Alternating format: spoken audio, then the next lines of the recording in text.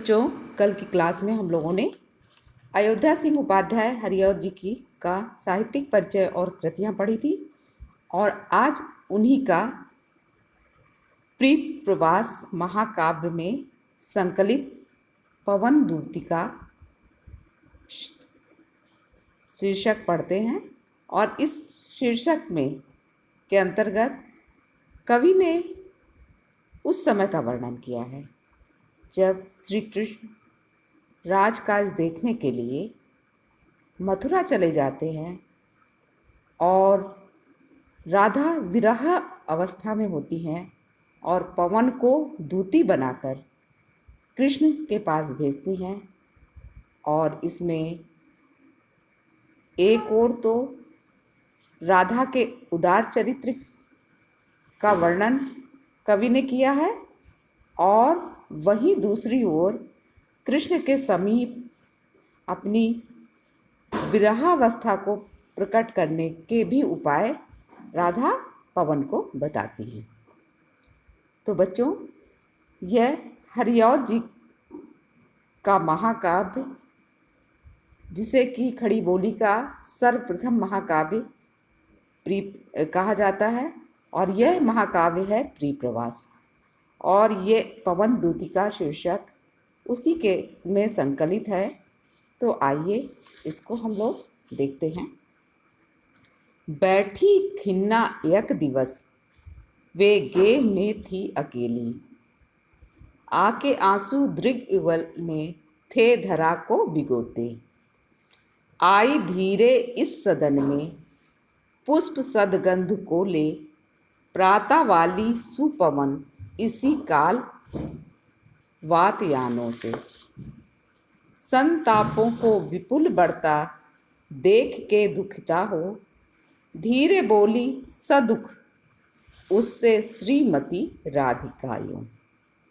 प्रातः प्यारी प्यारी प्रातः पवन इतना क्यों मुझे है सताती, क्या तू भी है कलुषित हुई काल की क्रूरता से। तो बच्चों, इसमें कठिन शब्द हम देख लेते हैं कि सुपवन का अर्थ है सुगंधित वायु, वातयानों का अर्थ है खिड़कियाँ, संतापों का अर्थ है दुखों, कलुषित का अर्थ है दूषित। तो बच्चों, इन पंक्तियों में कि बैठी खिन्ना यक दिवस, गे में थी वे अकेली। एक दिन दुखी मन से राधा घर में अकेली बैठी हुई थी। आके दृग आंसू दृग युगल में थे धरा को भिगोते, और उनकी दोनों आँखों में आंसू आकर के रहे थे और वो धरती पे गिर रहे थे, तो पूरी तरह से वो धरती को भिगो रहे थे। आई धीरे इस सदन में, पुष्प सदगंध को ले, और धीरे से उनके घर में पुष्पों की सुगंध को लेकर प्रातः वाली सुपवन इसी काल या वातयानों से, और प्रातः काल की सुंदर सुगंधित पवन उनकी खिड़कियों से अंदर आती है।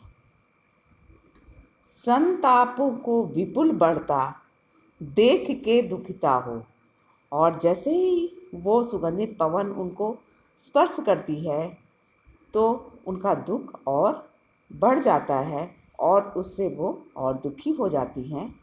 धीरे बोली सदुख उससे श्रीमती राधिकायों, और धीरे से बड़े दुख के साथ श्रीमती राधिका उससे बोल पड़ती हैं।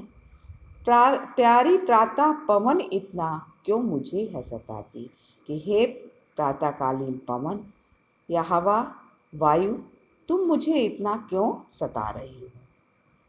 क्या तू भी है कलुषित हुई काल की क्रूरता से, क्या तुम भी जो है काल की क्रूरता से आज बड़ी दूषित हो गई हो। तो बच्चों, इसमें भाषा तो खड़ी बोली है और इसमें पवन का मानवीकरण कवि ने किया है, तो इसलिए अलंकार इसमें मानवीकरण अलंकार है, और शब्द शब्द अभिधा है, छंद मंदाक्रांता है। अब बच्चों इसमें से देखिए प्रश्न क्या क्या बनेंगे आपके। पहला प्रश्न बनेगा, पाठ और कवि का नाम लिखिए। या यह भी प्रश्न हो सकता है कि उपर्युक्त पद्यांश का संदर्भ लिखिए। तो पाठ का नाम पवन दूतिका और कवि का नाम अयोध्या सिंह उपाध्याय हरिऔध। और यदि लिखने को आ रहा है संदर्भ, तो आपको लिखना होगा कि प्रस्तुत पद्यांश द्विवेदी युगीन कवि अयोध्या सिंह उपाध्याय हरिऔध द्वारा लिखित महाकाव्य प्रिप्रवास से हमारी हिंदी की पाठ्य पुस्तक के काव्य खंड में संकलित पवन दूतिका शीर्षक से लिया गया है। अब इसमें अगला प्रश्न बच्चों, जैसे कि गद्य में बना हुआ था कि रेखांकित अंश की व्याख्या कीजिए। तो देखिए इसमें संतापों से लेकर क्रूरता से तक यहाँ पर तक का पंक्तियाँ रेखांकित हैं। तो इन पंक्तियों की व्याख्या आपको इसी आधार पे करनी होगी कि जब पवन के प्रभाव से राधिका का दुख बहुत बढ़ गया तो उन्होंने दुखी होकर धीरे धीरे पवन से कहा, हे प्रातःकालीन पवन, तू क्यों मुझसे इस प्रकार से सता रही है? क्या तू भी समय की कठोरता से दूषित हो गई है? क्या तुझ पर भी समय की क्रूरता का प्रभाव पड़ गया है? अब अगला प्रश्न बच्चों होगा, प्रस्तुत पंक्तियों में राधिका किससे बातें कर रही हैं और वह कैसी हैं? तो इस प्रश्न का उत्तर होगा बच्चों, प्रस्तुत पंक्तियों में राधिका पवन से बातें कर रही हैं। प्रातःकालीन वह पवन पुष्पों की सुगंध से सुगंधित है। अब अगला प्रश्न हुआ है बच्चों, प्रातःकालीन सुगंधित पवन किस मार्ग से राधिका के घर के अंदर आई? इस प्रश्न का उत्तर होगा कि प्रातःकालीन सुगंधित पवन खिड़कियों के मार्ग से राधिका के घर के अंदर आई। अब अगला प्रश्न होगा बच्चों इसमें, राधिका ने दुखी होकर धीरे धीरे पवन से क्या कहा? इस प्रश्न का उत्तर है बच्चों, राधिका ने दुखी होकर धीरे धीरे पवन से कहा, हे प्रातःकालीन पवन, तू मुझे इस प्रकार क्यों सता रही है? क्या तू भी समय की कठोरता से दूषित हो गई है?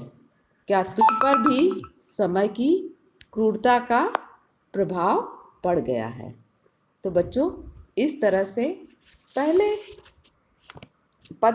पद्यांश की व्याख्या, उससे बनने वाले जो जितने भी प्रश्न थे उन प्रश्नों के उत्तर इसमें मैंने आपको बताए हैं और इन्हें आप अपनी अभ्यास पुस्तिका में नोट करिएगा। और वीडियो को बच्चों बार बार देखिए, तभी आपको समझ में आएगा, क्योंकि कुछ डाउट्स आपके रह जाते हैं और आप कम उसको देखने के कारण समझ नहीं पाते हैं।